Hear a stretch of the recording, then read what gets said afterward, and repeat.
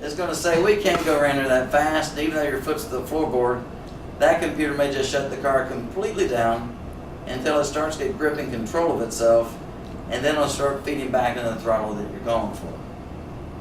Pretty cool system, something I could talk about all day long, but until you actually experience it, you cannot get an appreciation for it. Now we've got 3 settings with regard to this system. Your first setting is to never touch the button I'm going to talk about. Never touch the button, the system's always on. It's always on unless you reach down and turn it off. Now I'll show you where the button's located in your car in just a minute. Your second setting, you take the button, press once, and quickly release.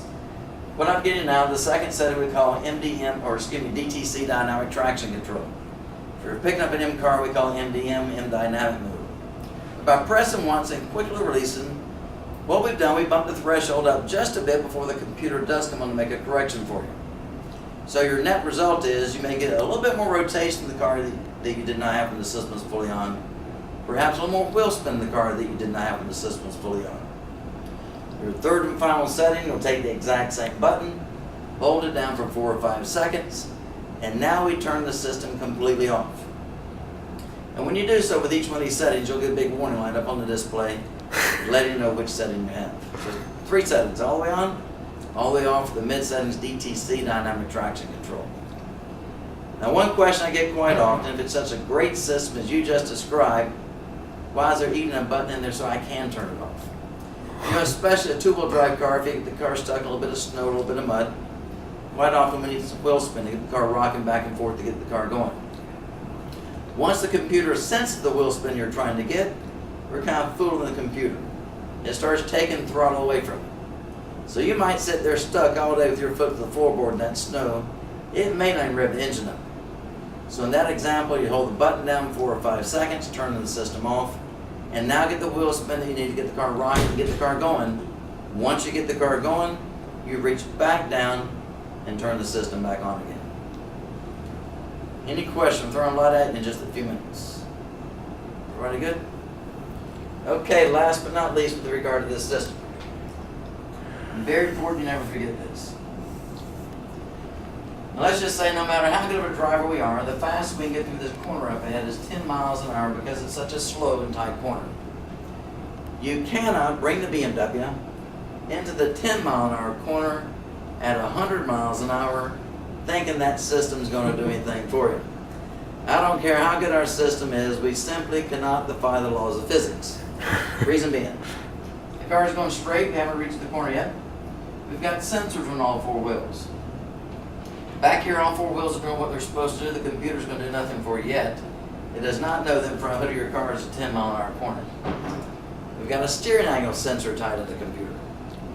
Again, the car is going straight, you're not steering to the corner yet, so the computer's going to do nothing for you yet. We've got a lateral G load meter. The computer knows how many lateral G's that car can pull before it starts losing grip. Again, the car is going straight, there's no lateral G's yet being generated in the car, the computer will do nothing for you back here. Then last, we have a yaw, or rotation sensor. The computer is not spinning, the car is not spinning, the computer is going to do nothing for you. However, now that we try to turn the car into the corner at that speed, that computer will then start sensing all those things happening to the car in milliseconds. Plain and simple, that's when physics takes over. We've got too much speed, inertia, momentum, and new cars going to out here somewhere. It is a pretty cool system. It is responsible for reducing one-car accidents by 40%. And I think it's this year you'll find our U.S. Department of Transportation mandating for every new car sold in our country a system similar to what BMW has now had in the car since 1995. Any questions? Well, once again, I'm excited for you. I cannot think of a better way to pick up a new BMW than with us. And this is set up for 2 drivers, and so halfway through each one of the exercises, the instructor will call for a driver change.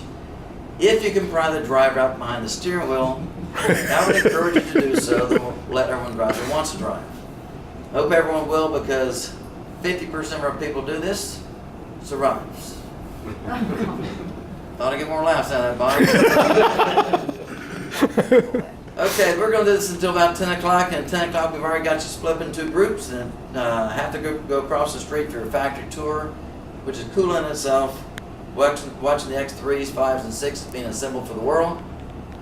That's why the other half of the group will stay here as I introduced to your new BMW, their product advisor. We'll have lunch together from 12 until 1. At 1 o'clock, we'll just flip the two groups.